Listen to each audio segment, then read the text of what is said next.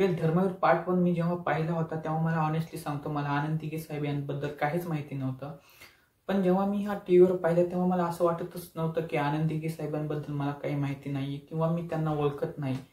असं वाटत होतं की आनंद दिघे यांना मी खूप दिवसापासून ओळखतो, फक्त लक्षात आता आलं आहे.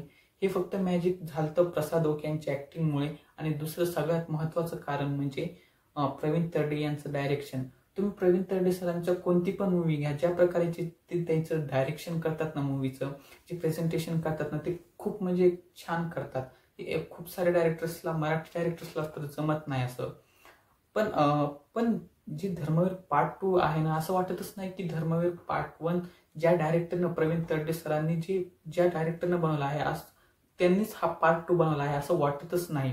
तुम्ही पार्ट 1 मधला ते फक्त गुरुपौर्णिमेचा सीन घ्या, तुम्हाला आता पण ते जर सीन पाहिला ना तुम्ही त्या गाण्यासोबत तुमच्या डोळ्यांना आता सुद्धा अश्रू येतील. पण ते इमोशन्स होते ना पार्ट 1 मध्ये, ते पार्ट 2 मध्ये तुम्हाला कुठेही आढळणार नाहीत. म्हणजे म्हणजे मूवी हा दोन टाइमलाईन नुसार चालते, जे पार्ट 1 नुसार, जे पार्ट 1 मध्ये पण होतं, एक प्रेझेंट मधली आणि एक पास्ट मधली. आणि जेव्हा पास्ट मध्ये एकदम शिफ्ट होत होतं, जे मर्ज केलं तर ते खूप छान वाटत होतं बघायला.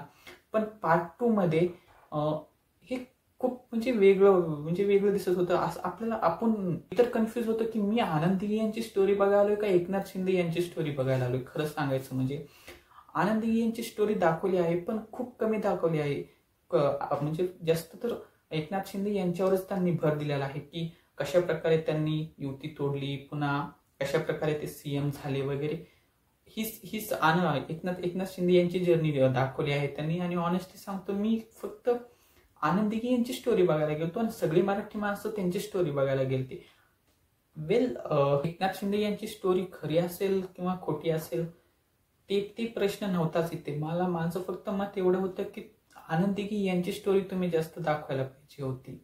सांगायचं की मूवी ही ॲव्हरेज पेक्षा कमी आहे आणि मला मूवी आवडली नाही. तुम्हाला कशी वाटली ते कमेंट सेक्शन मध्ये सांगा. तुमची व तुमच्या परिवाराची काळजी घ्या. ठीक आहे, टेक केअर, बाय.